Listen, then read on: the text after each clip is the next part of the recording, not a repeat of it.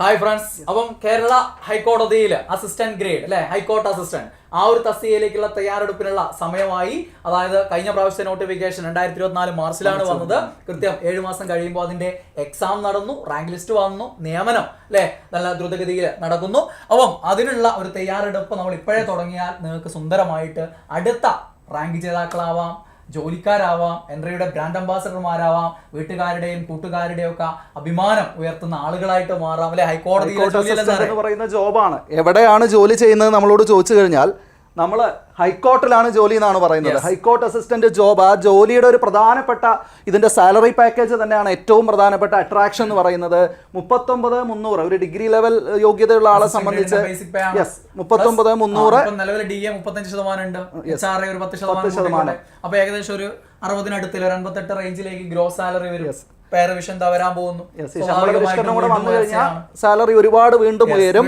ഹൈക്കോർട്ടിലെ ജോലി ഇങ്ങനെ ഒരു പേ സ്കെയിലിൽ നമ്മുടെ ലൈഫിൽ കിട്ടാവുന്ന ഏറ്റവും നല്ലൊരു ഓപ്പർച്യൂണിറ്റിയാണ് ഈ ഒരു എക്സാമിന് തയ്യാറെടുക്കുന്ന ആളുകളെ സംബന്ധിച്ച്.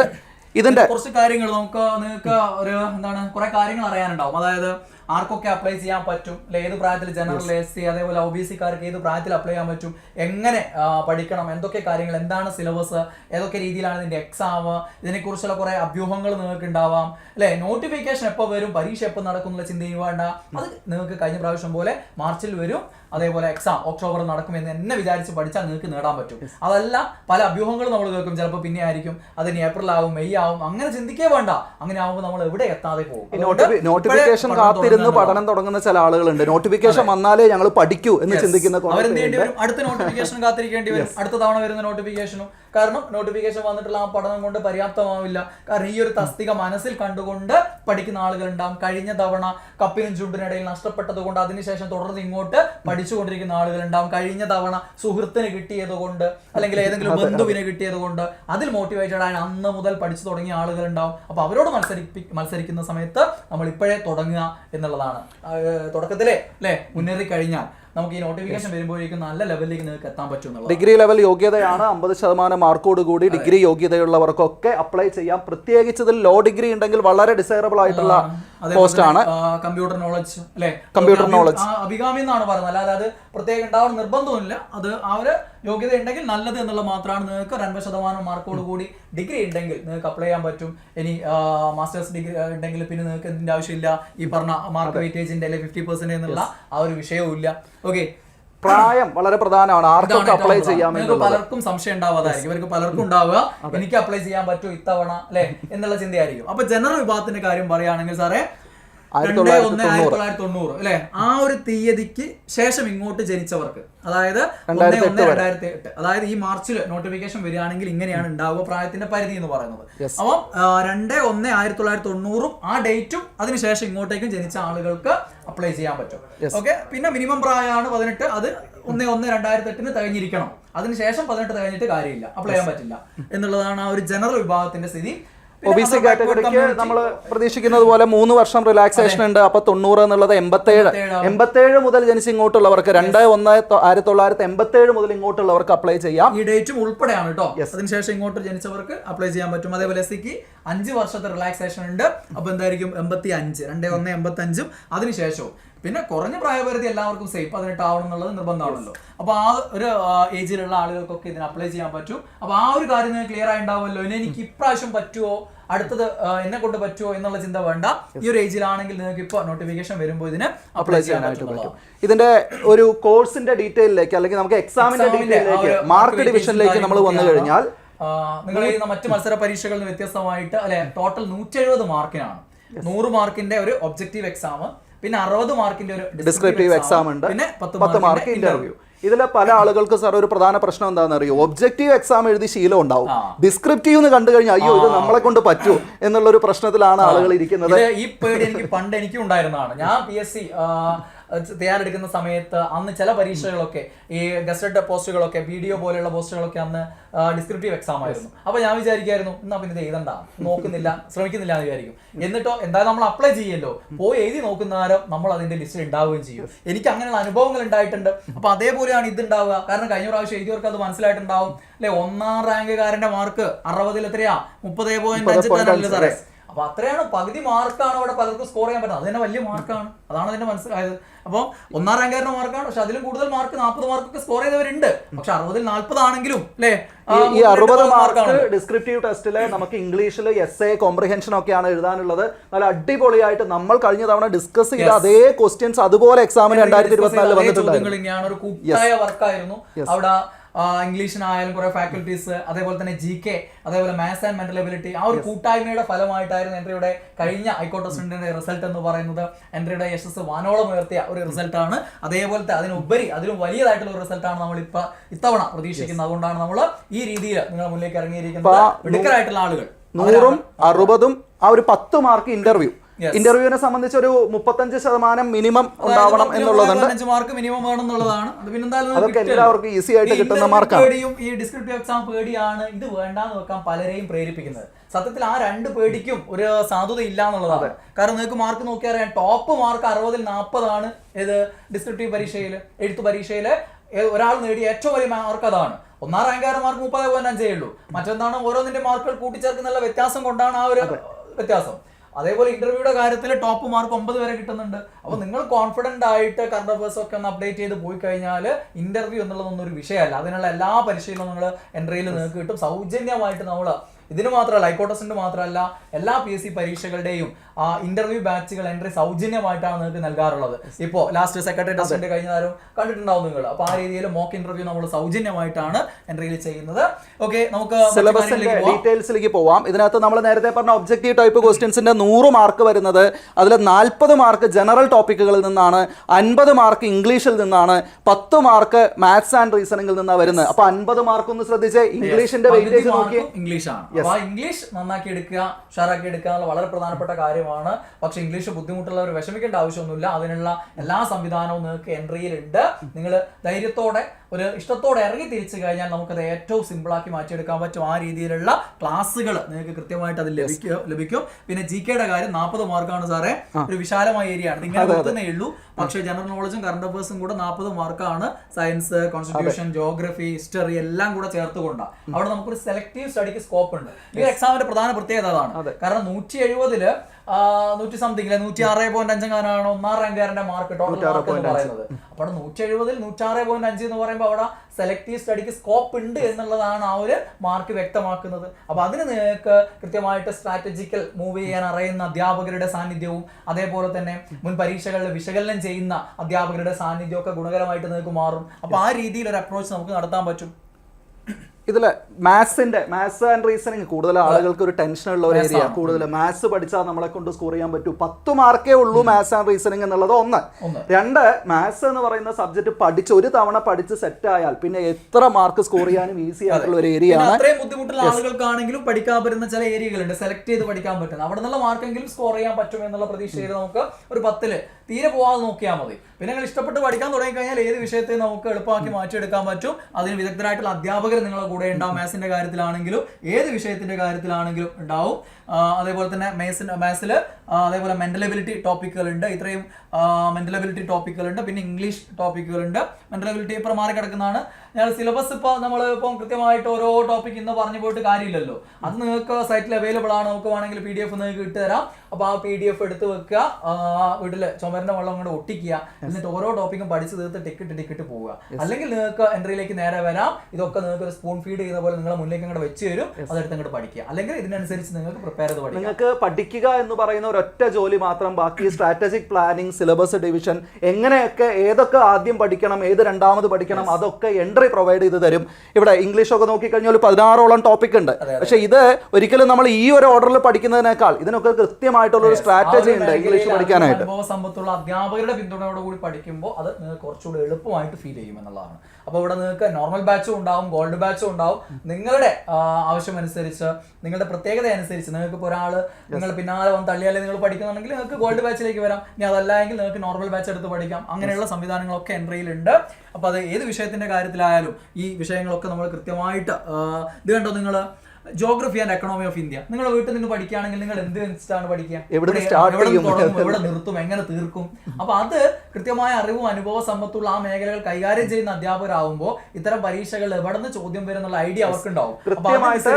ഈ ടോപ്പിക്കുകളിൽ ചില ഹോട്ട് ടോപ്പിക്സ് ഉണ്ട്. അതായത് ഇവിടുന്നാണ് സ്ഥിരം ചോദ്യം ചോദിക്കുക. ഞങ്ങൾക്ക് അത് എങ്ങനെ അറിയുന്നത്? നമ്മൾ ഈ പറയുന്ന പരിചയം കൊണ്ടാണ്, ക്വസ്റ്റ്യൻ പേപ്പേഴ്സ് കണ്ടുള്ള പരിചയം കൊണ്ടാണ് നമ്മൾ ഈ കാര്യങ്ങൾ അറിയുന്നത്. ഏത് മേഖലയിലായാലും അനുഭവ സമ്പത്ത് എന്ന് പറയുന്ന ഒരു സാധനത്തിന് നല്ല പ്രാധാന്യമുണ്ട്. അപ്പൊ അങ്ങനെയുള്ള ഓരോ ഇത്രയും കാലം നടന്ന പരീക്ഷകൾ, ഇതിനനുബന്ധമായിട്ട് ഇതിന് സമാനമായിട്ട് നടക്കുന്ന മറ്റ് മത്സര പരീക്ഷകൾ, ഇതൊക്കെ അനലൈസ് ചെയ്തിട്ടായിരിക്കും ഒരു അധ്യാപകൻ തന്റെ ആ ഒരു ക്ലാസ് തയ്യാറാക്കുന്നത്. അപ്പൊ ആ ഒരു ടോപ്പിക്കിൽ വേണ്ട എല്ലാ കാര്യങ്ങളും അതിൽ ഉൾപ്പെടുത്തും എന്നുള്ളത് കൊണ്ട് തന്നെ നിങ്ങൾക്ക് അവിടെ കൃത്യമായിട്ട് മാർക്ക് സ്കോർ ചെയ്യാൻ പറ്റും. പിന്നെ ഏറ്റവും പ്രധാനപ്പെട്ട കാര്യം ഇതാണ്, നേരത്തെ നമ്മൾ പറഞ്ഞിരുന്നല്ലോ, നേരത്തെ തൊട്ടു മുമ്പ് 2024 നടന്ന പരീക്ഷ, അതിലെ 1ാം റാങ്ക് കിട്ടിയ വ്യക്തിക്ക് 170-ൽ 106.5 മാർക്ക്. അതിൽ നിങ്ങൾ ശ്രദ്ധിക്കേണ്ട പ്രധാനപ്പെട്ട കാര്യം, ആ 100 മാർക്കിന്റെ ഒബ്ജക്റ്റീവ് ടെസ്റ്റ് ഇല്ലേ, അതിൽ നോക്കിയ സാറേ 68 മാർക്കാണ്.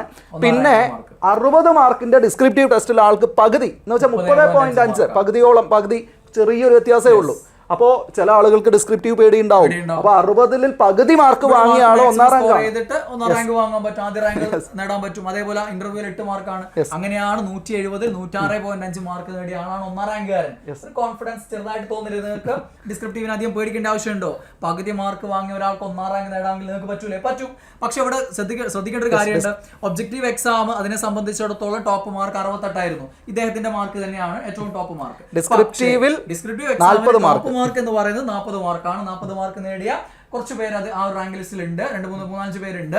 അവര് ഈ പറഞ്ഞ രീതിയിൽ 1ാം റാങ്ക് 2ാം റാങ്ക് ആണെന്നില്ല, കാരണം ഇവിടെ മാർക്ക് കുറഞ്ഞിട്ടുണ്ടാവും. അപ്പൊ നിങ്ങൾക്ക് ഇത് ഏത് മേഖലയിലാണോ പ്രാവീണ്യം കൂടുതൽ, ആ മേഖലയിൽ മാക്സിമം മാർക്ക് സ്കോർ ചെയ്തിട്ട് ടോപ്പ് റാങ്കിലേക്ക് നമുക്ക് കിട്ടാവുന്ന. ഇതിനകത്ത് 9 മാർക്ക് ഇന്റർവ്യൂവിൽ വാങ്ങിയ ആളുള്ളപ്പോഴും 8 മാർക്ക് വാങ്ങിയ ആൾക്കാണ് ഫസ്റ്റ് റാങ്ക്. അപ്പൊ നമ്മൾ തീരുമാനിക്കുക നമുക്ക് നമ്മുടെ സ്ട്രോങ് ഏരിയ ഏതാണ്, ആ സ്ട്രോങ് ഏരിയയിൽ മാക്സിമം വർക്ക് ചെയ്യുന്നു. ബാക്കിയുള്ള ഏരിയയിൽ നിങ്ങളെ സപ്പോർട്ട് ചെയ്യാനായിട്ട് നമ്മുടെ ഭാഗത്തു നിന്നുള്ള എല്ലാ രീതിയിലുള്ള കോഴ്സ് സ്ട്രാറ്റജി പ്ലാനിങ് ഉണ്ടായിരിക്കും. ഈ 3 ഏതെങ്കിലും ഒന്ന് എനിക്ക് ബുദ്ധിമുട്ടാണ് എന്നുള്ളതുകൊണ്ട് നമ്മളത് വേണ്ടെന്ന് വെക്കേണ്ട ആവശ്യമില്ല. ഒബ്ജക്റ്റീവ് എക്സാമിന്റെ കാര്യത്തിലുള്ള ആ ഒരു സിലബസ് കണ്ടിട്ട് GK ഒക്കെ ഉണ്ടല്ലോ, അതുകൊണ്ട് എന്നെ കൊണ്ട് നടക്കൂലെന്ന് ചിന്തിക്കേണ്ട ആവശ്യമില്ല. അതേപോലെ ഡിസ്ക്രിപ്റ്റീവ് എക്സാം ആണല്ലോ എന്നുള്ള പേടി ആവശ്യമില്ല. ഇന്റർവ്യൂ ഉണ്ടല്ലോ എന്നുള്ള പേടി ആവശ്യമില്ല. ഇവിടെ 3 ഏതാണോ ബുദ്ധിമുട്ട് അത് നമുക്ക് എളുപ്പമാക്കി മാറ്റാൻ. ഇവിടെ നമുക്ക് ഇഷ്ടമുള്ള സബ്ജക്ട്, ഇഷ്ടമില്ലാത്ത സബ്ജക്ട് അങ്ങനെ ഒന്നുമില്ല. എല്ലാ സബ്ജക്റ്റും നമ്മൾ ഇഷ്ടപ്പെടണം, ഇഷ്ടപ്പെട്ട് തന്നെ പഠിക്കും. ആ ഇഷ്ടപ്പെടാനുള്ള കാര്യങ്ങൾ കൃത്യമായിട്ട് നിങ്ങളുടെ മുന്നിലേക്ക് ഞങ്ങൾ എത്തിക്കും.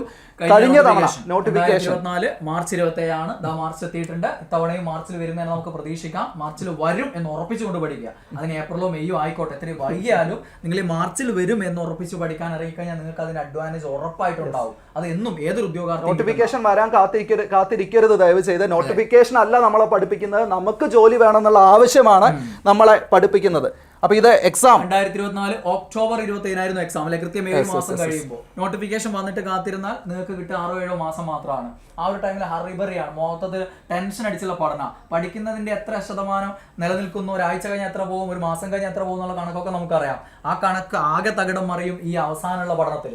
അവിടെ നിൽക്കേണ്ടതിന്റെ പകുതി പോലും ഓർത്തു വെക്കാൻ നമുക്ക് പറ്റില്ല, പരീക്ഷാ ഹാളിൽ ഓർത്തെടുക്കാൻ പറ്റില്ല. അതുകൊണ്ട് അതിനു മുമ്പേ തന്നെ പഠിച്ചുറപ്പിച്ച് റിവിഷൻ ചെയ്ത് മാക്സിമം എക്സാമുകൾ ചെയ്ത് കോൺഫിഡന്റ് ആയിട്ട് പരീക്ഷയെ നേരിടുക എന്നുള്ളതാണ് എവിടെയും ആദ്യ റാങ്ക്.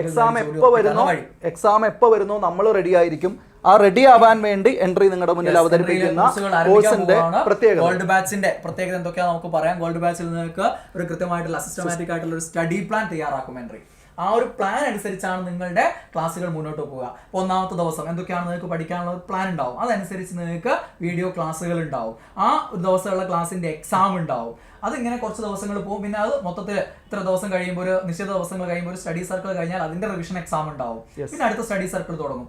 ഇങ്ങനെ ക്രമമായിട്ട് നമ്മൾ പോയിക്കൊണ്ടേയിരിക്കുക എന്നുള്ള രീതിയിലുള്ള ഒരു സിസ്റ്റമാറ്റിക് സ്റ്റഡി പ്ലാൻ ഉണ്ടാവും. പിന്നെ നമ്മൾ video classes and live sessions ഉണ്ടാവും. റെക്കോർഡ് വീഡിയോ ക്ലാസ്സുകളും ലൈവ് ക്ലാസ്സുകളിലൂടെയാണ് നമ്മൾ സിലബസ് കംപ്ലീറ്റ് ചെയ്യുക. ഈ ലൈവ് സെഷൻസിന്റെ പ്രത്യേകത, നിങ്ങൾക്ക് ഇനി റെക്കോർഡ് സെഷൻസിൽ നിന്ന് നിങ്ങൾക്ക് എന്തെങ്കിലും സംശയങ്ങൾ ഉണ്ടെങ്കിൽ അത് നേരിട്ട് ചോദിച്ച് പരിഹരിക്കാൻ പറ്റുന്ന ലൈവ് സെഷൻസ് ഉണ്ടാവും. ഓരോ റെക്കോർഡ് സെഷൻസിന്റെ കൂടെ നിങ്ങൾക്ക് ആ ടോപ്പിക്കിന്റെ PDF നോട്ടുകൾ കിട്ടും. നോട്ട്സ് ഉപയോഗിച്ച് പഠിക്കാം, അല്ലെങ്കിൽ അതിന്റെ പ്രിന്റ് എടുത്ത് പഠിക്കണമെങ്കിൽ അങ്ങനെ പഠിക്കാം. എൻട്രി എപ്പോഴും മുന്നോട്ട് വയ്ക്കുന്ന ഏറ്റവും പ്രധാനപ്പെട്ട എൻട്രിയുടെ പ്രത്യേകതയാണ് ഈ മെന്റർഷിപ്പ് എന്ന് പറയുന്നത് അല്ലേ സാറേ. മെന്റർഷിപ്പ്, പേഴ്സണൽ കൗൺസിലിംഗ്, ഇങ്ങനെ മെന്റർഷിപ്പ് സപ്പോർട്ട് നിങ്ങൾക്ക് എക്സാം വരെ നിങ്ങളുടെ കൂടെ ഇന്റർവ്യൂ വരെ തന്നെ നിങ്ങളുടെ കൂടെ തന്നെ മെന്റർഷിപ്പ് സപ്പോർട്ട് ഉണ്ടാവും. ആ എല്ലാ സഹായങ്ങളുമായിട്ട് നിങ്ങളുടെ കൂടെ മെന്റർ ഉണ്ടാവും. നിങ്ങളൊന്ന് തളർന്നു പോകുന്ന സമയത്ത് നിങ്ങളെ ഉയർത്തെഴുന്നേൽപ്പിക്കാൻ നിങ്ങളുടെ കൂടെ തന്നെ മെന്റർ ഉണ്ടാവും. പലപ്പോഴും നമ്മൾ പറയാറുണ്ട്, ഇനി നിങ്ങൾ ഒന്ന് ഉഴപ്പാൻ തീരുമാനിച്ചാലും ഞങ്ങൾ സമ്മതിക്കില്ല. നമ്മുടെ മെന്റേഴ്സ് നിങ്ങളുടെ പുറകെ നടന്ന് എന്താ പഠിക്കാത്ത, എന്താ ടെസ്റ്റ് എഴുതാത്തതെന്ന് ചോദിച്ചുകൊണ്ടിരിക്കും. ചില ആളുകൾക്ക് അങ്ങനെ ഒരു മോട്ടിവേഷന്റെ ആവശ്യമുണ്ട്. മോട്ടിവേഷൻ സെഷനും നിങ്ങൾ ഒന്ന് ഡൗൺ ആവുന്ന സമയത്ത് അത്തരം സെഷനുകൾ ഉണ്ടാവും. അവിടെ എന്താ പ്രത്യേകത എന്ന് പറഞ്ഞു കഴിഞ്ഞാൽ കംപ്ലീറ്റ് പഠനം ലൈവിലൂടെ ആകുക എന്നുള്ളതാണ് പ്രശ്നം. ഇന്ന് ലൈവിലൂടെ കംപ്ലീറ്റ് പഠിക്കാൻ ഇത്രയും വലിയൊരു സിലബസ് നിങ്ങൾക്ക് പഠിച്ചു തീർക്കാൻ പറ്റില്ല. അതിനാണ് നമ്മൾ സിലബസ് കംപ്ലീറ്റ് നമ്മൾ റെക്കോർഡ് വീഡിയോ ക്ലാസ്സിലൂടെ തീർക്കുകയും ചെയ്യും. പ്ലസ് അഡീഷണൽ ആയിട്ട് നിങ്ങൾക്ക് പല ടോപ്പിക്കിന്റെയും ടഫ് ആയിട്ടുള്ള ടോപ്പിക്കിന്റെ ഒക്കെ സെഷനുകൾ ഉണ്ടാവും, ക്ലിയറിംഗ് സെഷനുകൾ ഉണ്ടാവും, മോട്ടിവേഷൻ സെഷനുകൾ ഉണ്ടാവും. അങ്ങനെ ലൈവ് ക്ലാസ്സുകൾ ഇഷ്ടംപോലെ കിട്ടുകയും ചെയ്യുന്നതാണ് പ്രത്യേകത. എന്ന് വെച്ച് കഴിഞ്ഞാൽ ലൈവ് ക്ലാസ് അല്ലെങ്കിൽ ലൈവ് ബാച്ച് ഉള്ളിടത്ത് ലൈവ് ക്ലാസ്സുകൾ മാത്രം കിട്ടുന്നു. ഇവിടെയാണെങ്കിൽ നിങ്ങൾക്ക് റെക്കോർഡ് വീഡിയോ ക്ലാസ്സുകളും പ്ലസ് അതേപോലെ തന്നെ ലൈവ് ക്ലാസ്സുകളും കിട്ടുന്നു എന്നുള്ളതാണ് അതിന്റെ അസിസ്റ്റഡ് ആയിട്ട്. ഇപ്പൊ നമുക്കറിയാം എല്ലാ മേഖലയിലും AI ആണ്. AI അസിസ്റ്റഡ് ആയിട്ടുള്ള സ്റ്റഡി സപ്പോർട്ട് നമുക്ക് ഉണ്ടാവും. പല വീഡിയോകളും കണ്ടിട്ടുണ്ടാവും. എൻട്രി ആണ് ആ രംഗത്ത് അല്ലെ, PSC രംഗത്ത് AI അസിസ്റ്റൻസോടെയുള്ള വീഡിയോകൾ ആദ്യം തന്നെ ചെയ്തു തുടങ്ങി. ന്യൂട്ടന്റെ വീഡിയോ ഒക്കെ അത്രയും ഷെയർ ചെയ്യപ്പെടുന്നത് നമ്മളെ കുടുംബ ഗ്രൂപ്പുകളൊക്കെ പോലും ഇങ്ങനെ വന്നിട്ട് പറവറക്കുകയാണ്. എന്തൊരു ഭയങ്കര സെറ്റപ്പ് അല്ലെ നല്ല രീതിയിൽ. അപ്പൊ അതേ സംവിധാനങ്ങൾ തന്നെ നമ്മുടെ കോഴ്സിന്റെ ഭാഗമായിട്ട് നിങ്ങൾക്ക് പല അസിസ്റ്റൻസും AI ഉപയോഗിച്ചുള്ളത് ലഭിക്കും. അതേപോലെ തന്നെ ഡിസ്ക്രിപ്റ്റീവ് എക്സാമിന് നല്ല പ്രാധാന്യം നൽകിക്കൊണ്ട് ആ ഒരു പ്രശ്നമുള്ളവർക്ക് ഏറ്റവും ആശ്വാസകരമാകുന്ന രീതിയിലുള്ള പരിശീലനം നമ്മൾ തുടക്കം മുതൽ. അതേപോലെ തന്നെ ഇന്റർവ്യൂവിനാണെങ്കിലും ഡിസ്ക്രിപ്റ്റീവ് എക്സാമിന്റെ സൈഡ് കഴിഞ്ഞ് ഇന്റർവ്യൂയിലേക്ക് വരുന്ന സമയത്തും ഇന്റർവ്യൂവിന് നമ്മൾ കൃത്യമായിട്ട് അതിനുള്ള ഡെമോ നടത്തി കൃത്യമായി നിങ്ങൾക്ക് മോക്ക് ഇന്റർവ്യൂ തന്നെ നടത്തിയിട്ട് നമ്മൾ ആ ഒരു ട്രെയിനിങ് നൽകും. പിന്നെ നിങ്ങൾക്ക് കൃത്യമായിട്ട് സപ്പോർട്ട് കിട്ടാനായിട്ടുള്ള വാട്സാപ്പ് ഗ്രൂപ്പുകളെ മെന്റേഴ്സിന്റെ നേതൃത്വത്തിലുള്ള വാട്സാപ്പ് ഗ്രൂപ്പുകളും എല്ലാമായിട്ട് ഒരു കമ്മ്യൂണിറ്റി ആയിട്ട്, ഒരു സ്റ്റഡി കമ്മ്യൂണിറ്റി ആയിട്ട് നമ്മൾ അതിനെ ബിൽഡ് ചെയ്തിട്ടുണ്ട്. ഏറ്റവും പ്രധാന പ്രത്യേകത, എന്ത് പഠിച്ചാലും റിവിഷൻ ചെയ്താലും അവിടെ നിങ്ങൾ അതുമായിട്ട് ബന്ധപ്പെട്ടുള്ള എക്സാമുകൾ ചെയ്ത് നോക്കിയില്ല എങ്കിൽ, അതേപോലെ ആ പരീക്ഷയുടെ സിലബസ് അനുസരിച്ചുള്ള മൊത്തത്തിലുള്ള മോഡൽ എക്സാം ചെയ്തില്ല എങ്കിൽ നമ്മുടെ പഠനമൊക്കെ വെറുതെ ആവും. നിങ്ങളെല്ലാം പഠിച്ചെന്ന് പറഞ്ഞിട്ടും കാര്യമില്ല. പരീക്ഷയിൽ ആ ചോദ്യം നിങ്ങൾക്ക് അറ്റൻഡ് ചെയ്യണമെങ്കിൽ അവിടെ നിന്നുള്ള ചോദ്യങ്ങൾ നിങ്ങൾ മുമ്പ് അറ്റൻഡ് ചെയ്ത് ശീലിക്കണം.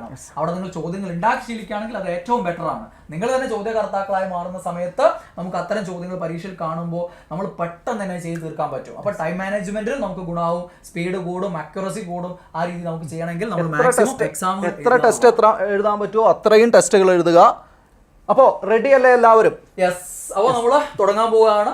ഇപ്പോൾ തന്നെ നമ്മൾ ആരംഭിക്കും. ഇനി കാത്തു നിൽപ്പില്ല. നോട്ടിഫിക്കേഷൻ വരട്ടെ, അല്ലെങ്കിൽ പരീക്ഷാ തീയതി വരട്ടെ, അല്ലെങ്കിൽ എന്താണ് എൻ്റെ സുഹൃത്ത് തുടങ്ങട്ടെ എന്നിട്ട് തുടങ്ങാം. ഇങ്ങനെയുള്ള കാത്തിരിപ്പുകളാണ് എന്നും നിങ്ങളെ ഒരു ഉദ്യോഗാർത്ഥി മാത്രമായി നിലനിർത്തി പോകുന്നത്. ഉദ്യോഗാർത്ഥിയിൽ നിന്ന് ഉദ്യോഗസ്ഥനേക്കുള്ള ആ ദൂരം, ആ കുറച്ച് നീണ്ട ദൂരമാണ്. ആ ദൂരത്തിലേക്ക് നിങ്ങൾ ഇറങ്ങി തിരിച്ചു കഴിഞ്ഞാൽ പിന്നെ നിൽക്കാതെ മുന്നോട്ട് പോവുക എന്നുള്ളതാണ്. ആ ദൂരം നിങ്ങൾ കവർ ചെയ്യുന്ന സമയത്ത് ഇപ്പുറത്തുനിന്നൊക്കെ വിളികൾ വരും, പരിഹാസം വരും. ഇത് അവന് പോലും കിട്ടിയില്ല, എന്നിട്ടാണോ നിനക്ക് അല്ലെ, അല്ലെങ്കിൽ നിനക്ക് കഴിഞ്ഞ പ്രാവശ്യം കിട്ടിയില്ലല്ലോ പിന്നെയാണോ നിനക്ക് ഇപ്രാവശ്യം കിട്ടുന്നത്? അങ്ങനെയുള്ള പല ചോദ്യങ്ങളും കാര്യങ്ങളും ഒക്കെ നിങ്ങളുടെ മുന്നിലേക്ക് വരും. കുത്തുവാക്കുകൾ വരും, പരിഹാസങ്ങൾ വരും, ചോദ്യമുനകൾ വരും. കുറെ ആയില്ലേ പഠിക്കുന്ന, ഇനിയെങ്കിലും നിർത്തിക്കൂടെ? ഇങ്ങനെയുള്ള പല ജോലിയൊന്നും ആയില്ലേ എന്നുള്ളൊരു ചോദ്യം അല്ലെ, അത് വല്ലാത്തൊരു ചോദ്യമാണല്ലേ. എത്ര പേരുടെ മുന്നിൽ ആ മറുപടി കൊടുക്കാൻ പറ്റാതെ നടന്നിട്ടുണ്ട്. നമ്മളൊന്ന് ആലോചിച്ച് നോക്കൂ. ഇനി അങ്ങനെ ചോദിക്കുന്നവരോട് എവിടാണ് ജോലി എന്ന ചോദ്യത്തിന് ഹൈക്കോടതിയിലാണ്. ഒന്നും മറുപടി പറയണ്ട. കാരണം നമ്മളോട് ഒരാൾ ഒരു ചോദ്യം അല്ലെങ്കിൽ ഒരു പരിഹാസം അല്ലെങ്കിൽ ഒരു കുത്തുവാക്ക് പറയുമ്പോൾ നിങ്ങൾ അതിന് മറുപടി കൊടുത്തു കഴിഞ്ഞാൽ പിന്നെ ഒരു കാര്യമില്ല. അവർക്ക് ഇത് കിട്ടി ശീലിച്ചാ. അവർ എത്രയോ ആൾക്കാരോട് ഈ പരിഹാസം ചെയ്യുന്നുണ്ട്, അതിനൊക്കെ അവർക്ക് മറുപടി കിട്ടുന്നുണ്ട്. ആ മറുപടി കിട്ടുന്നതിൽ അവർക്കൊരു പുതുമയില്ല, അതുകൊണ്ട് അവരെ വേദനിപ്പിക്കാൻ പറ്റില്ല. പക്ഷെ നിങ്ങൾ മറുപടി കൊടുക്കാതിരുന്നാൽ അന്ന് മുതൽ അവർ അസ്വസ്ഥരായിരിക്കും, അവർ പെടയും. ഇവൻ എന്താ എന്നോട് മറുപടി പറയാൻ? ഇതുവരെ ചോദിച്ചവരോടല്ലേ, ഇതുവരെ ഞാൻ പരിഹസിച്ചവരൊക്കെ എന്നെ തിരിച്ച് മറുപടി പറഞ്ഞിട്ടുണ്ടല്ലോ, അല്ലെങ്കിൽ തെറി വിളിച്ചിട്ടുണ്ടല്ലോ. ഇവനെന്തോ ഒന്നും പറയാത്ത, ഇവനെന്തോ വലിയൊരു മറുപടി കാത്തു വെക്കുന്നുണ്ട് എന്നുള്ള ചിന്ത അവരുടെ മനസ്സിൽ കിടക്കും. പിന്നെ അവന് ടെൻഷനാ, നിങ്ങളോട് ഈ പറഞ്ഞു തോർത്ത ടെൻഷനാ, ഇവൻ എന്ത് മറുപടി ആയിരിക്കും എനിക്ക് തരാൻ പോകുന്നത്. ആ കൊടുക്കുന്ന മറുപടി നിങ്ങൾ എപ്പോഴാണ് അഡ്വൈസ് കിട്ടിയിട്ട് അപ്പോയിന്റ്മെന്റ് ഓർഡർ കിട്ടിയിട്ടുള്ള മറുപടിയാണ്. നിങ്ങളുടെ ആ സ്റ്റാറ്റസ് സ്റ്റോറി കണ്ടിട്ട് അന്തം വിട്ടു പോകണം അല്ലെ, അണ്ണാക്കിലടിക്കാൻ പറഞ്ഞില്ലേ. പരിഹസിച്ചവരെ, കളിയാക്കിയവരെ എല്ലാവരും, അത് ബന്ധുക്കളോ സുഹൃത്തുക്കളോ നാട്ടുകാരോ ആരോ ആവട്ടെ, നിങ്ങളുടെ ഈ വിജയം കണ്ടിട്ട് അവരെ ഞെട്ടിപ്പോകണം. അത്തരത്തിലുള്ള ഒരു മറുപടി.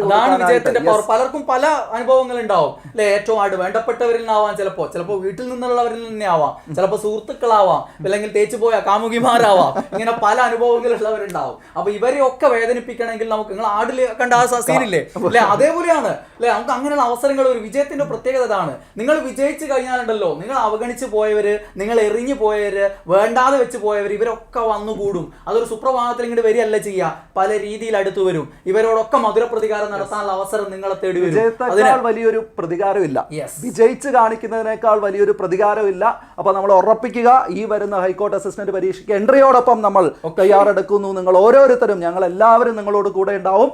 എല്ലാവർക്കും വിജയാശംസകൾ നേരുന്നു. നേരിട്ട് കണ്ട് അല്ലെ നിങ്ങളുടെ അനുഭവങ്ങൾ കേൾക്കാൻ വേണ്ടിയിട്ട് നമ്മുടെ റാങ്ക് ഹോൾഡേഴ്സ് മീറ്റപ്പിന്റെ ആ ഒരു മുൻനിരയിൽ ഞാനും സന്തോഷ് സാറും മറ്റു അധ്യാപകരും നിരന്നിരിക്കും. നിങ്ങൾ സ്റ്റേജിൽ കയറിയിട്ട് പറയും നിങ്ങളുടെ 1ാം റാങ്കിലേക്കുള്ള, നിങ്ങളുടെ 2ാം റാങ്കിലേക്കുള്ള, നിങ്ങളുടെ 100ാം റാങ്കിലേക്കുള്ള, നിങ്ങളുടെ ജോലിയിലേക്കുള്ള യാത്രയിൽ നിങ്ങൾ നേരിട്ട പ്രശ്നങ്ങളും നിങ്ങൾ ഉപയോഗിച്ച ടാക്ടിക്സും കാര്യങ്ങളൊക്കെ നിങ്ങൾ അവിടെ നിന്ന് പറയുമ്പോൾ കൈയടിക്കാൻ ഞങ്ങളും ഉണ്ടാവും. ഈ പറഞ്ഞ ആളുകളും എവിടെയെങ്കിലും നിന്നിട്ട് നിങ്ങളെ കൈ ചൂണ്ടി പറയും, അവനെ നോക്കി പഠിക്കും. പണ്ടെന്താ പറഞ്ഞതറിയോ, അവനെ നോക്കി പരിഹസിച്ചിട്ടുണ്ടാവും, നിങ്ങളെ മുഖത്ത് നോക്കി പരിഹസിച്ചിട്ടുണ്ടാവും. അതേ നിങ്ങളെ ചൂണ്ടിയിട്ട് അവരുടെ വേണ്ടപ്പെട്ടവരോട് പറയും ഓനെ നോക്കി പഠിക്കുകയെന്ന്. അതിനുള്ള അവസരം ഉണ്ടാക്കാൻ നിങ്ങൾക്ക് എല്ലാവർക്കും പറ്റട്ടെ എന്ന് ആശംസിച്ചുകൊണ്ട് നമുക്ക് നിർത്താലേ സാറേ? താഴെ കാണുന്ന നമ്പറിൽ നിങ്ങൾക്ക് നേരിട്ട് കോൺടാക്ട് ചെയ്യാം. കോഴ്സിനെ കുറിച്ചുള്ള ഡീറ്റെയിൽസിലേക്ക് വരാം. ഈ വരുന്ന മാർച്ച് 18 ഹൈക്കോർട്ട് അസിസ്റ്റന്റിന്റെ ബാച്ചുകൾ ആരംഭിക്കുന്നു.